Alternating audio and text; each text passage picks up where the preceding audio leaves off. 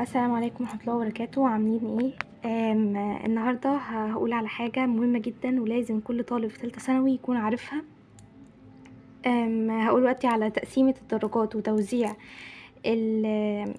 توزيع الدرجات على كل الفصول في كل مواد ثالثة ثانوي علمي علوم. اول مادة معانا هتكلم عن اللغات الاول، الانجليزي والعربي.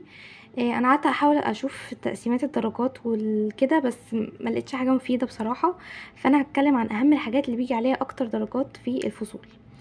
اول حاجه معانا الانجليزي عباره عن 12 يونت جرامر وكلمات، وفي كمان سكيلز. السكيلز دي عباره عن علامات الترقيم، القصه، المقالي اللي هو الاساي، القطعه اللي بيجي 2 قطع في الامتحان، والترجمه. انا اهم حاجه اللي انا معلمها في الرصاص، اهم حاجه في الانجليزي هي السكيلز دي. يعني طبعا لازم نحفظ الكلمات وانا برشح ان احنا يعني نحفظ الكلمات، اهم الكلمات اللي موجوده في كتب المراجعه، ونذاكر الجرامر عادي. والسكيلز بقى تلاقوني منزله لكم على جروب التليجرام، واللي مش في الجروب بتاع التليجرام فايته كتير قوي قوي يا جماعه. منزله عليه كل PDFات، الحاجات اللي ليها علاقه بالسكيلز، قوائم تشغيل لفيديوهات يوتيوب بتشرح السكيلز كلها. يعني حاجه مفيده جدا جدا جدا بصراحه. العربي بقى عندنا حاجات هتلاقوها في الامتحان من المنهج اللي هتذاكروه هتلاقوه، وحاجات هتيجي متحررة يعني مش هتلاقوا فيها مصدر تذاكروا منه. الحاجات اللي هتلاقوها جاية من المنهج بالظبط الأدب، النحو، القصة، الحاجات دي هتلاقوها، اللي هتذاكروها هتلاقوه إن شاء الله. انما هي متحرر القراءة والنصوص. طب نعمل ايه في القصة ديت؟ نحل كتير على القراءة والنصوص والبلاغة، وكمان التعبير بقى هنشوف ازاي التعبير بيتحل، نشوف فيديو ازاي التعبير بيتحل او مدرس اللي احنا بناخد عنده. وبس التعبير يعني قصته ان شاء الله سهلة. انما القراءة والنصوص والبلاغة لازم حل كتير عليها متحرر، لان بيجي ده الجزء المهم في الامتحان. فكده عرفنا اللغات ايه الاجزاء المهمة فيها، هنا السكيلز وهنا المتحرر. نيجي بقى للكيمياء والفيزياء.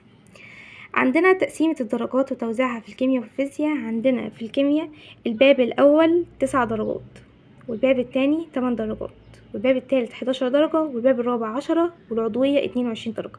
هنا بيبين ان الكيمياء عندنا اهم حاجة فيها هي العضوية مهمة جدا جدا جدا يا جماعة. بعد كده عندنا الباب التالت من اهم الابواب، يليه الرابع، يليه الباب الاول، والباب التاني من اقل الابواب اهمية. فعشان كده نحاول نركز على الحاجات المهمة اللي عندنا، اللي هي ايه؟ اللي هي العضوية والباب التالت.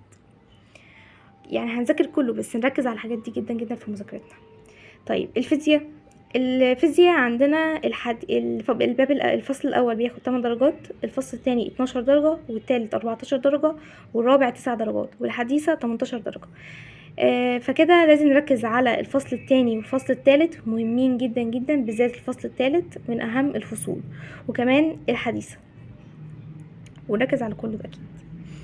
الاحياء والجيولوجيا.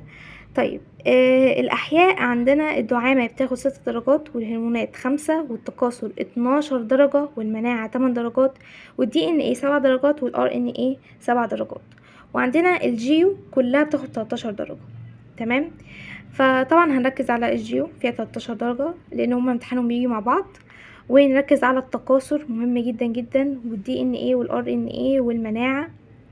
يعني الفصول اللي في الاخر عليها كمية درجات محترمة، فمعظم الطلاب بيجوا في الاخر كده الدنيا بتبوظ.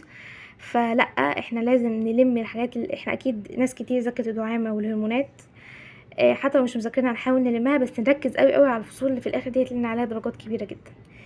وبس كده بالتوفيق. ده كان الجدول بتاع الدرجات وتقسيمة الدرجات وكل حاجة والحاجات المهمة.